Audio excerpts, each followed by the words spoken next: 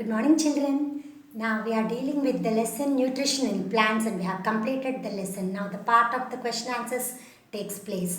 So you take your notebooks, all of you, and be ready to write the question answers. Okay, children? So the various questions that are asked in this lesson are as follows. You see here how they are and we'll continue it. Okay. So the first question being, what is nutrition? The heading of the lesson, what is nutrition? The process of intake and utilizing the nutrients is called as nutrition. You know it, isn't it? How the nutrients that are being taken through the food are being utilized by our body. It is called as nutrition. Is it clear? So what is photosynthesis? The next question. The process by which the green plants prepare their food by using the carbon dioxide in the air in the presence of sunlight to prepare the glucose or food. It is called as photosynthesis. So you are going to write the equation also. Till then you write down this answer. Okay, children?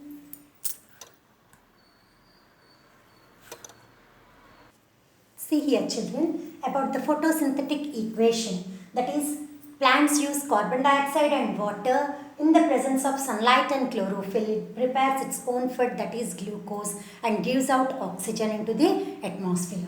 This is the photosynthetic equation. Okay, children. Next, you are going to write about the scientists, about Joseph Priestley, Ingenhousz, and Stephen Hales. Okay, children. So first about the Stephen Hales. If you see about the Stephen Hales, you already learned that Stephen Hales was a scientist who proved the process of the transpiration that in which the plants use the leaves for the process of transpiration. That is, excess water is removed from the plant body through the process of transpiration with the stomata present in the leaves. So that was explained by Stephen Hales, and also he was the first to point out the role of light in plant nutrition. That is, for plants, what is the importance of light in the plant for the plant to prepare its food. Okay, next is about the exchange of gases. That is, the plant exchange the gases through the stomata that are present in the leaves, also was explained by Stephen Hales. That is, the plants exchange gases with their surrounding atmosphere or the air. So this is about the Stephen Hales. Note down. Next we'll go to the Joseph Priestley. Okay, children, write down. See here, children, about Joseph Priestley. He demonstrated that what the animals were doing was reversed by the plants. That is, he means to say that what the animals are making the air impure is being purified by the plants by releasing oxygen. Is it clear, children? So if animals were making the air impure, plants were making it pure. That is, plants were making the air pure by oxygen, releasing oxygen. That he meant. That is Joseph Priestley's experiments tells us about the demonstrations that animals were giving out the carbon dioxide and plants were giving out oxygen. So it was represented by Joseph Priestley. And next, coming to Ingenhousz. His experiments tells us that he was the first to find out that only green parts of the plant can prepare their food.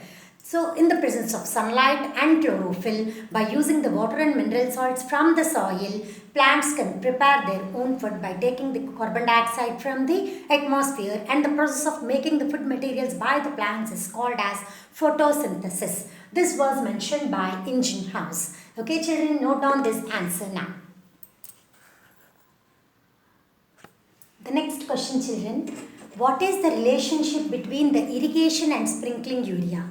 Normally, the farmers sprinkle urea to their fields whenever the leaves turn yellow. So, when they sprinkle urea, the leaves again turn to green again. So, you know the green parts of the plant, if the leaves are green in color, they contain chlorophyll and they help for the preparation of the food for the plants. So, to make the green color of the leaves to be stable, they sprinkle the urea over their fields, isn't it? So you know it. But what is the relationship between irrigation? Why do the farmers irrigate their fields after sprinkling the urea? After sprinkling urea, generally the farmers irrigate their fields in order to make the roots of the plants to get their manure. Okay, so they take the manure. So that is the case here. See the answer now, children. Farmers sprinkle urea in the rice or wheat fields whenever the leaves turn yellow. The leaves soon become or turn green again. Plants get nutrients from the water dissolved in the soil through their roots. So it is necessary to irrigate the fields after sprinkling the urea.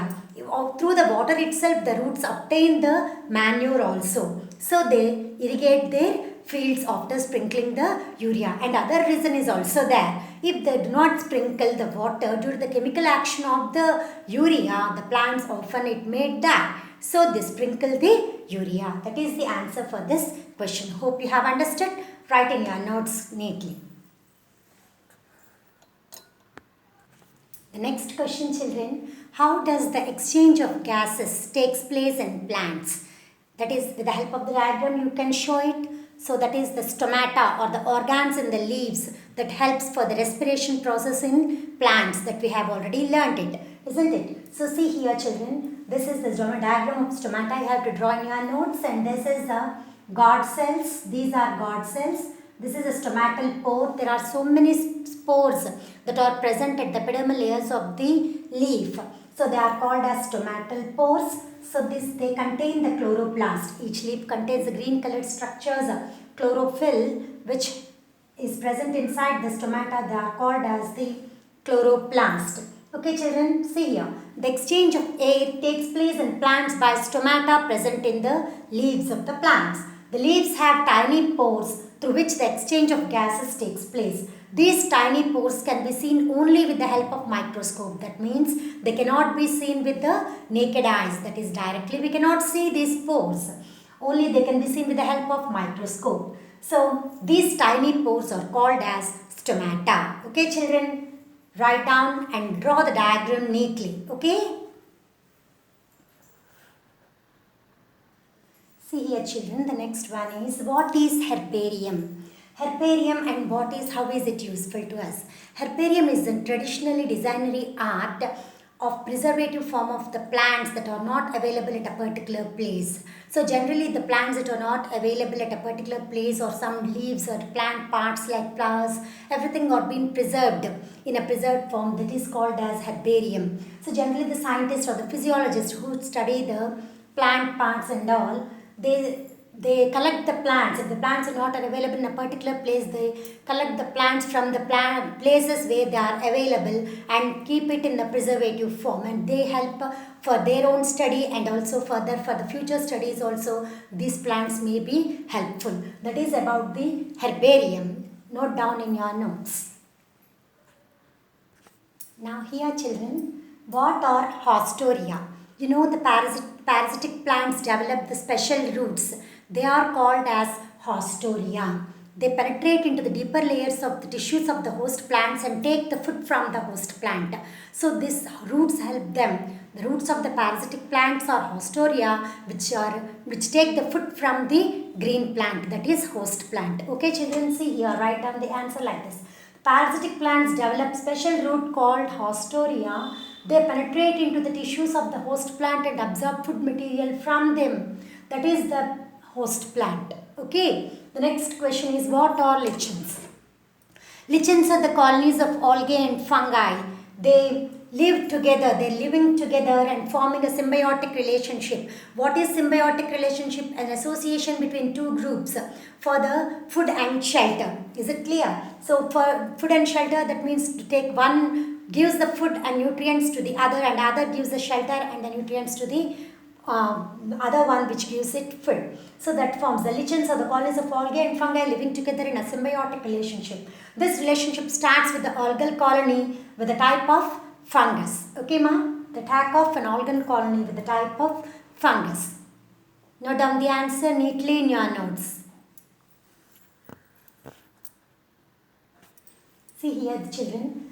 In the previous question, we have seen what are lichens. So they have the symbiotic relationship we said, isn't it? So what is symbiosis? It is that is the association between the two organisms for food and shelter, isn't it? So see here, an association between two organisms which is beneficial to both. That is, one gives food to other and the other gives shelter or the nutrients. So in that form, both are mutually helping each other. That is, association between the two organisms which is beneficial to both is called as the symbiotic relationship, and the process is called as symbiosis. Okay, children, the examples are the lichens, root nodules of some leguminous plants like beans, peas, I said, of the groundnuts also it comes, of the dal family it belongs to, and the nitrogen fixing bacteria which fixes to their root nodules. So these nitrogen fixing bacteria, or for the example, they are rhizobium bacteria. Okay, children, so that you can write examples for the symbiotic relationship. Now, coming to them, what happens if the leaves of a green plant are coated with oil? So, if a green plant leaves are coated with oil over it, epidermal layers, what happens? You know that they contain the stomata through which they photosynthesis takes place, that is preparation of food takes place. So when the oil is applied over the leaves, the stomatal pores get closed. When they get closed, so there will be no exchange of gases between the leaves and the atmosphere. So the pores gets closed, and they don't take part in respiration. Further, photosynthesis and transpiration also do not take place, which leads to the death of the plant. So that is the answer for this question. Okay, children, see here. If the leaves of green plant are coated with oil, the stomata of the leaves get closed. There will be no gaseous exchange which affect the rate of photosynthesis, and there will be no transpiration also. So the plant dies soon. Okay, children, write down this answer. In the next class, we'll take up the further questions relating to the saprophytes, the insectivorous plants, what are insectivorous plants, and how does the light help for the preparation of food for the plant. Everything we'll note down in the next class. Okay, children, bye. Have a nice day. Complete the notes. Okay.